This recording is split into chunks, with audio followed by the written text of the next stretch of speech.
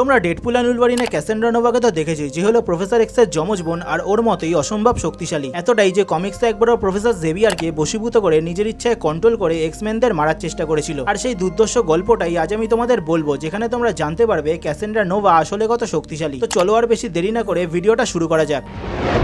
গল্পটা শুরু হয় ক্যাসেন্ড্রা নোভার একটা ডেন্টিস্ট ডোনাল্ড ট্রাস্কের সাথে, যে হলো বলিভার ট্রাস্কের ভাইপো। সেখানে ক্যাসেন্ড্রা ওকে আদিম যুগের একটা ভার্চুয়াল রিয়েলিটি সিমুলেশন দেখাচ্ছিল, যে মানুষ আর মিউটেন্টদের বিবর্তন কিভাবে হয়েছিল। আর ক্যাসেন্ড্রা ওকে বলে মানুষ যদি কিছু না করে তাহলে 4টে যুগ পরে এই পৃথিবী মানুষের জায়গায় মিউটেন্টসে ভরে যাবে, তাই এই মিউটেন্টসদের একেবারে গোড়া থেকেই ধ্বংস করতে হবে। অন্যদিকে জেভিয়ার স্কুলে বিস্ট একটা সেরিব্রা নামে নতুন মেশিন বানিয়েছে, যেটা পৃথিবীর কোথায় কোথায় মিউটেন্ট আছে জানতে পারবে, আর প্রফেসর এক্স এর শক্তিও 10 গুণ বাড়িয়ে দেবে। তারপর সেই মেশিনটা এক্সপেরিমেন্ট করতেই ওরা পৃথিবীর সমস্ত মিউটেন্টদের ঠিকানা দেখতে পায়। তখনই হঠাৎ ওরা সাউথ আমেরিকা থেকে একটা বড় সিগন্যাল পায়, আর দেখে সেটা ইকুয়েডর থেকে আসছে। কেউ বিপদে আছে ভেবে প্রফেসর সাইক্লপস আর উলভারিনকে সেখানে পাঠাবে বলে ঠিক করে। অন্যদিকে ক্যাসেন্ড্রা নোভা ট্রাস্ক ইকুয়েডরে আসে, আর ক্যাসেন্ড্রাকে বলে এখানে মাস্টার মোল্ড নামে একটা ফ্যাক্টরি আছে, যেটা দিয়ে ওয়াইল্ড সেন্টিনেলস নামে একটা মেশিন বানানো যায়, যে মিউটেন্টসদের খুঁজে তাদেরকে মেরে ফেলতে পারে। তার কিছু পরেই ওরা সেই ফ্যাক্টরিটার কাছে পৌঁছে যায়। তারপর এদিকে যখন বিস্ট আর জিন অন্য কাজে ব্যস্ত ছিল, তখন প্রফেসর কিছু একটা অনুভব করে, আর তখনই কেউ ওর মাথার ভিতরে কথা বলে ওঠে। মনে হয় কেউ যেন ওর অনুমতি ছাড়াই ওর মাথায় ঢুকে পড়েছে, আর এতে প্রফেসরের প্রচন্ড কষ্ট হতে শুরু করে। ও নিজের হাত অব্দি নাড়াতে পারছিল না, তখন পুরো শরীরটাই যেন ওর আঁকড়ে গেছে, এমনকি নাক দিয়েও রক্ত পড়তে থাকে। এসব দেখে জিন দৌড়ে এসে প্রফেসরের মাথা থেকে সেই হেলমেটটা খোলে। প্রফেসর শিগগিরই উলভারিনদের ইকুয়েডরে যেতে বারণ করে, কারণ সেখানে ও কিছু একটা দেখতে পেয়েছে। অন্যদিকে ইকুয়েডরে ট্রাস্ক আর ক্যাসেন্ড্রা সেই মেশিনটার সামনে আসতেই সেটা চালু হয়ে যায়, আর ট্রাস্ক ভয় চেঁচিয়ে উঠতেই ওর আওয়াজে সেই মেশিনটা অ্যাক্টিভেট হয়ে যায়, কারণ ওর কাকা বলিভার ট্রাস্কই ওই মেশিনটা বানিয়েছিল, তাই ওর আওয়াজই ছিল মেশিনটার পাসওয়ার্ড। আর এখন সেটা একেবারে তৈরি মিউটেন্টসদের মারবার জন্য। কিন্তু তখনই সেখানে চলে আসে উলভারিন, সাইক্লপস আর আগলি ফেস, আর ওদের শিপটা সেখানে ক্র্যাশ করে। কতগুলো সেন্টিনেল ওদের উপর হামলা করতে এলে ওরা সেই শিপটা ব্লাস্ট করে সেখান থেকে পালায়। ওরা বুঝতে পারে যে সেন্টিনেল গুলো ওদের উপস্থিতি সেখানে বুঝতে পারছে। এইটুকু ভাবতেই আবার কতগুলো সেন্টিনেল ওদের উপর হামলা করে। সাইক্লপস ওগুলোকে আটকাতে যায়, কিন্তু পেরে ওঠে না। এই থেকে লোগান ওগুলোর উপর হামলা করে। অন্যদিকে প্রফেসর তাড়াহুড়ো করে সেই নতুন শক্তিটা কি জানার জন্য, কিন্তু জিন ওকে বিছানা ছেড়ে যেতে দেয় না। তখনই হঠাৎ বিস্ট এসে ওকে বলে ও লোগানদের থেকে কানেকশন হারিয়ে ফেলেছে। এদিকে ক্যাসেন্ড্রা ট্রাস্কের ডিএনএ কপি করে তারপর ওকে মেরে ফেলে, যাতে সেন্টিনেল গুলো ও নিজেই চালাতে পারে। আর দেখা যায় ক্যাসেন্ড্রা উলভারিনদের সেখানে বন্দি করে ওদের উপর টর্চার করছে, কিন্তু তখনই লোগান ছাড়া পেয়ে গিয়ে ওর উপর হামলা করে। তখনই সেখানে ঢুকে পড়ে সাইক্লপস, আর দেখে ক্যাসেন্ড্রা আগলি ফেসের অবস্থা একেবারে খারাপ করে দিয়েছে, তাই ওর কষ্ট আটকাবার জন্য সাইক্লপস বুকে পাথর রেখে ওকে নিজেই মেরে ফেলে। লোগান ক্যাসেন্ড্রাকে ভয় দেখিয়ে জিজ্ঞেস করে ও বাকি সেন্টিনেল গুলো কোথায় পাঠিয়েছে। আমরা দেখি সেগুলো আর কোথাও না, যাচ্ছে গেনোসাতে, যেখানে ম্যাগনিটোর দলে সমস্ত মিউটেন্টরা থাকে। আর দেখতে দেখতেই চোখের নিমিষে গোটা গেনোসা ধ্বংস হতে শুরু করে। সেন্টিনেল গুলো আস্তে আস্তে সেখানে সমস্ত মিউটেন্টদের মেরে ফেলে। ওদিকে এসব জানতে পেরে প্রফেসরের ভয় আর আফসোসে মাথা খারাপ হয়ে যায়। তারপর ওরা চটপট সেখানে যায়, কিন্তু ততক্ষণে অনেক দেরি হয়ে গেছে। সেন্টিনেল গুলো সবাইকে সেখানে জ্বালিয়ে পুড়িয়ে মেরে ফেলেছে, কিন্তু তখনই ওরা বুঝতে পারে কেউ বেঁচে গিয়ে মাটির তলায় চাপা পড়ে গেছে। জিন সবকিছু সরাতেই সেখান থেকে বেরিয়ে আসে এমা ফ্রস্ট। অন্যদিকে সাইক্লপস আর লোগান ক্যাসেন্ড্রাকে বন্দি করে জেভিয়ার স্কুলে নিয়ে আসছে, আর সবাই চিন্তা করছিল যে ওর সাথে কি করা যায়। এদিকে বিস্ট এমা ফ্রস্টের চেক আপ করার পর জিন এসে ওকে প্রফেসরের টিম জয়েন করতে বলে, কিন্তু এমা তাতে রাজি হয় না, আর যারা এটা করেছে তাদের থেকেও বদলা নেবে বলে সেখান থেকে চলে যায়। অন্যদিকে বিস্ট ক্যাসেন্ড্রাকে নিয়ে গবেষণা করে একটা ভয়ানক কিছু জানতে পারে। এখন মানুষের মধ্যে ইজিন নামে এক নতুন ধরনের জিন তৈরি হচ্ছে। এটা এমন একটা জিনিস যেটা কোনো মানুষের শরীরে পাওয়া গেলে সে একটা মিউটেন্টে পাল্টে যাবে, আর হতে পারে সে কোনো সাধারণ মিউটেন্টের থেকেও বেশি শক্তিশালী হবে। আর খুব সম্ভবত ক্যাসেন্ড্রা নোভা সেই প্রজাতিরই প্রথম মিউটেন্ট। কয়েক যুগ পরে এই প্রজাতি সাধারণ মিউটেন্টদেরও ছাপিয়ে যাবে। ওরা আরো কিছু জানতে পারবে, কিন্তু তার আগেই ক্যাসেন্ড্রা ছাড়া পেয়ে যায়। প্রফেসর ওকে আটকাতে গেলেও পেরে ওঠে না। ক্যাসেন্ড্রা প্রথমে সাইক্লপসকে হারিয়ে ওকে একটা বিভৎস ইলিউশন দেখায়, তারপর খুব সহজে জিন গ্রেকেও হারিয়ে দেয়, এমনকি উলভারিনও হেরে যায়। তারপর ক্যাসেন্ড্রা সেই সেরিব্রা মেশিনটার দিকে যেতে থাকে, আর যদি সেই মেশিনটায় ও একবার কবজা করে নেয় তাহলে ওকে আর কেউ থামাতে পারবে না। এই দেখে লোগান আবার ওকে মারতে যায়, কিন্তু ক্যাসেন্ড্রা দেয়ালের এপার ওপার হয়ে পৌঁছে যায় সেই মেশিনটার কাছে, আর সেই হেলমেটটা পরে মেশিনটা চালু করে। অন্যদিকে এমা স্কুল থেকে বেরোতে গিয়ে এইসব দেখতে পায়, তাই ও সঙ্গে সঙ্গে এসে ক্যাসেন্ড্রার মাথা থেকে হেলমেটটা খুলে ফেলে, কিন্তু তাতেও ক্যাসেন্ড্রা শান্ত হয় না। তখনই হঠাৎ প্রফেসর নিজের পকেট থেকে একটা বন্দুক বার করে আর ওকে বেশ কতগুলো গুলি করে দেয়, কারণ ক্যাসেন্ড্রা গেনোসাতে এতগুলো মিউটেন্ট মেরেছে শুনে ও আর থাকতে পারছিল না। তারপর সেদিন রাতেই সাইক্লপস আর জিন একসাথে কথা বলছিল, তখনই ওরা টিভিতে এমন একটা জিনিস দেখে যা দেখে ওরা পুরো অবাক হয়ে যায়। ওরা দেখে প্রফেসর সবার সামনে ঘোষণা করছে এখন থেকে এই দুনিয়া অফিসিয়ালি জানবে যে মিউটেন্টরা ওদের সাথে ওদের মাঝেই থাকে, কেউ আর এখন থেকে লুকিয়ে থাকবে না। আর এইভাবে গল্পটা এখানেই শেষ হয়ে যায়। তবে বন্ধুরা, এটা এখানেই শেষ না, এরপর আরো অনেক গল্প আছে, সেগুলো দেখতে চাইলে কমেন্টে অবশ্যই লিখে দিও।